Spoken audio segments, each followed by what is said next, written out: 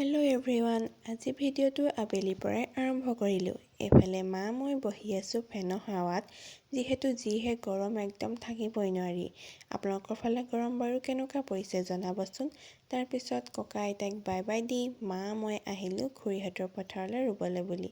অৱশ্যে খুৰীয়ে আগৰ পৰাই ৰুই আছিলে, আমাৰহে অহা অকণ দেৰি হ'ল, মানে ৰ'দো দি আছিলে যে সেইকাৰণে ওলাবলৈকে মন নগ'ল।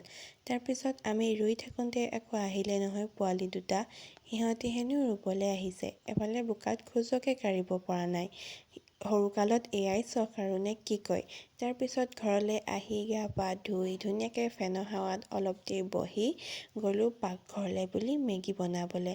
মেগীটো বৰ বিশেষ বনাই থকা নাই, চিম্পুলকৈ বনালোঁ। তাৰপিছত খালোঁ ধুনীয়াকৈ। খাই বৈ হোৱাৰ পিছত আগফালে চোতালতে অলপ দেৰি বহিলোঁ।